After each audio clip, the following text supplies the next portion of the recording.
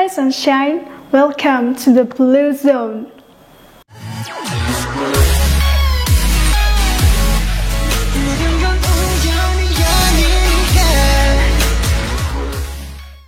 Hai guys, selamat datang di channel YouTube aku yaitu Amara PR. Dan sebelum video ini dimulai, buat kamu yang belum subscribe, pastikan kamu udah pencet tombol subscribe di bawah ini. Dan juga jangan lupa buat nyalain loncengnya supaya kamu jadi orang pertama yang tahu kalau aku upload video baru. Jadi guys, beberapa hari yang lalu tuh aku sempat bikin video dance cover dari Secret Number yang berjudul Hoodies. Mungkin beberapa dari kalian juga udah ada yang nonton videonya, tapi kalau misalnya kamu belum nonton, pastiin kamu udah nonton videonya dulu. Dan kali ini aku mau ngebahas salah satu member dari Secret Number yang berasal dari Indonesia, yaitu Dita Karang. FYI, Dita Karang itu merupakan cewek pertama dari Indonesia yang berhasil debut jadi idol K-pop di Korea, yaitu Secret Number. Menurutku hebat banget kalau Dita ini bisa debut jadi idol K-pop di Korea, karena jadi seorang idol di Korea itu bener-bener gak gampang, bener-bener gak gampang sama sekali. Dan kalau kamu misalnya mengikuti bagaimana K-pop, kalau kamu K-popers pasti kamu tahu lah ya gimana perjuangan mereka. Tapi di video kali ini aku tuh mau ngebahas salah satu trending di Twitter yang menarik perhatianku banget, dimana dia itu ngebahas Dita Karang, dan tweet ini tuh sampai trending nomor 1 waktu itu. Oke, dan aku udah screenshot beberapa tweetnya, juga komentarnya di handphone aku. Nanti aku bakal bacain dan aku juga bakal kasih tanggapan aku gimana tentang tweet yang mau aku bahas kali ini. You ready? Let's get it. Sebelum aku mau ngebahas tweet yang trending ini, aku mau ngasih tahu dulu kalau Secret Number itu beberapa membernya memang bukan berasal dari Korea. Salah satunya kayak Dita berasal dari Indonesia, dan debutnya itu booming banget, bener-bener booming banget guys. Nggak cuma di negaranya sana, tapi terutama di Indonesia. Di Indonesia itu bener-bener booming banget, dan setiap hari trending Twitter itu Secret Number setelah mereka debut. Debutnya itu bulan lalu, bulan Mei ya. Ada salah satu tweet yang menarik banget, dan ini tuh jadi trending di Twitter waktu itu. Tweet ini tuh dia nguploadnya beberapa hari setelah Secret Number debut. Nah, tapi tweet ini tuh bukan dia sendiri, bukan dari dia sendiri. Jadi dia itu kayak screenshot status WA orang lain atau temennya, kemudian dia upload di Twitter dan dia minta tanggapan gimana tentang status atau story WA ini. Aku bacain ya, story-nya itu kayak gini. Maksudku tweetnya itu kayak gini. Tweetnya, aku nggak paham ini bahasanya apa ya. Pokoknya gini, tanya RL snap WhatsApp temen gue, gimana menurut kalian? Snapnya itu isinya kayak gini.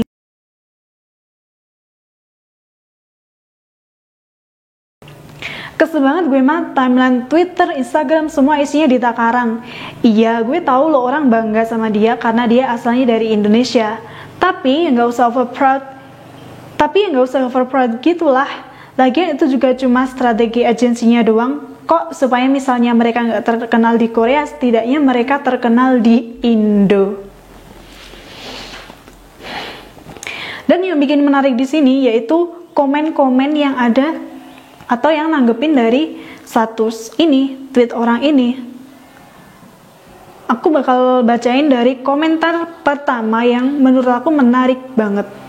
Oke, langsung aja kita ke komentar pertama. Oke, komentar pertama itu isinya kayak gini. Seriously, it's normal to be over proud considering she's actually promoting our country out there with her talent.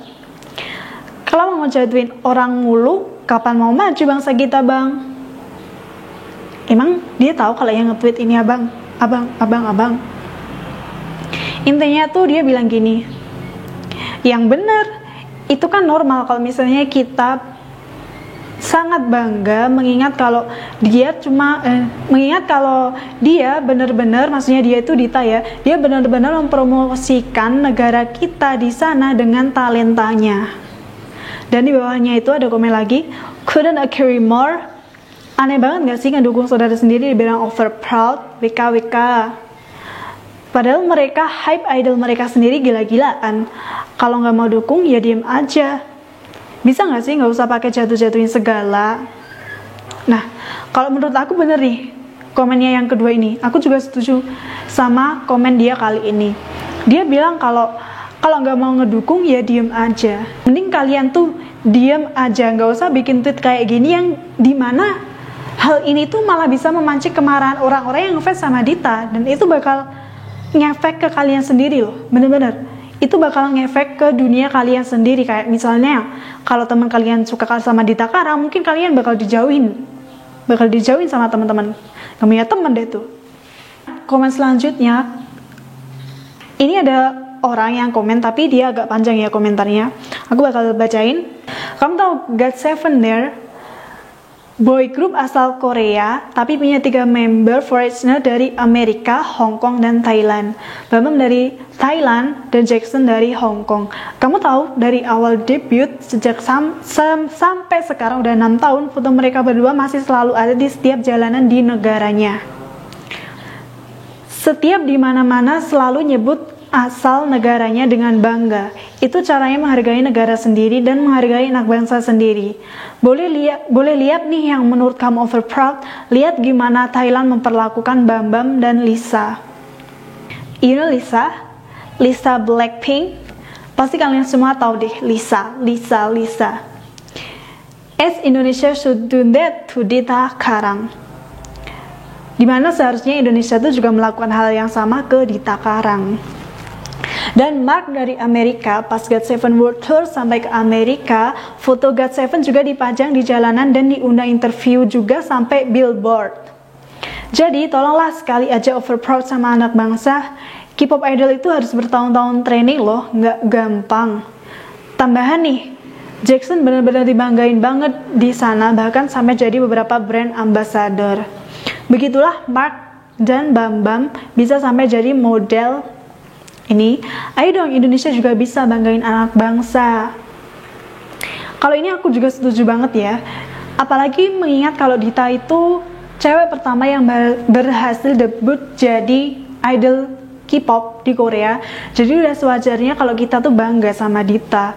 Nah, selanjutnya juga ada nih yang komen agak panjang komen agak panjang lagi. Dia bilang, menurut gue kita seharusnya bahas Dita Karang itu gara-gara talent dan visual dia aja, gak perlu bawa embel-embel Indonesia. Kalau kata gue, kita tuh terkesan over proud gara-gara dikit-dikit bilang dia dari Indonesia nih, wah orang Indo nih. Jadi kadang jatuhnya annoying dan norak. Padahal kalau mau nge-hype Ditanya mah nge-hype aja gitu loh. Tapi kalau bisa kata-kata dia dari Indonesia itu dikurangin. Kalau ini kayaknya nggak bisa ya kalau dikurangi, soalnya kan Dita juga emang bener-bener orang Indonesia gitu, gimana mau nguranginya. Terus di bawahnya juga dia bilang, terus panjang strategi agency menurut gue emang iya. Dari Secret Number sendiri membernya nggak cuma dari Korea, ada yang Indo, which is pasar K-pop gede banget dan pasti bakal laku banget di sini. Ada yang dari Amerika juga, mantan All Chang. Tapi itu semua berbanding lurus sama talent mereka sih.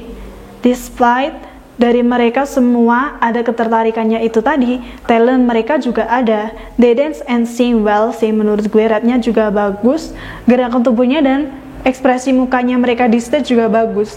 Kalau masalah lo bosen sama Dita Karang, mending lo nya aja sih yang nge-mute kata-kata itu, hehe. Soalnya lo nggak bisa juga ngebatasin orang lain yang nge-hype idol tersebut. Ini bener banget. Kalian tuh nggak bisa ngelit orang guys, kalian tuh nggak bisa ngelit orang buat nggak suka sama Dita atau nggak suka sama idol K-pop lain lah. Dan ini aku juga mau nanggepinnya ini sih. Terus poin yang strategi agency, menurut gue emang iya dari Secret Number sendiri memangnya nggak cuma dari Korea, ada yang Indo, which is pasar K-popnya gede banget. Kalau ini bener, Indonesia sama Thailand itu ibaratnya kayak apa ya, pasar K-pop terbesar di dunia.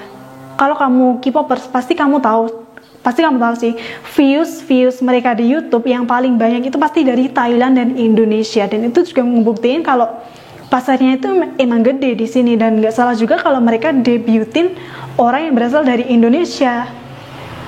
Tapi di sisi lain mereka kan juga punya talent gitu, mereka juga punya, maksudku Dita kan juga punya talent yang bagus, dan dia juga punya visual yang cantik, yang layak banget kalau buat jadi idol K-pop.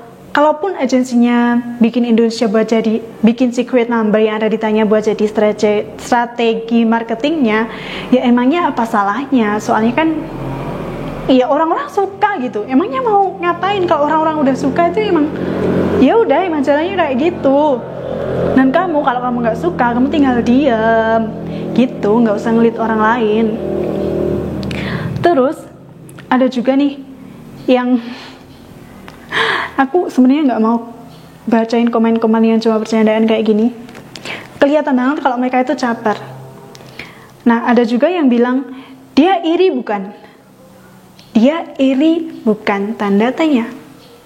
Selanjutnya, komen terakhir yang mau aku bahas kali ini, aku jadiin ini komen terakhir karena kayaknya dia mewakili banget perasaan para K-popers ya, perasaan orang-orang yang suka sama Dita juga. Dia bilang kayak gini, kalau kalian kesel, cukup diem aja, nggak usah ngikutin, nggak usah bersuara. Kalau tulisan kayak gitu dibaca sama orangnya, kalian sadar nggak sih itu nyakitin, berasa punya haters. Jadi mending diem aja, nggak perlu ngomong apapun, cukup nggak usah ngikutin karena perjuangan sampai debut nggak main-main.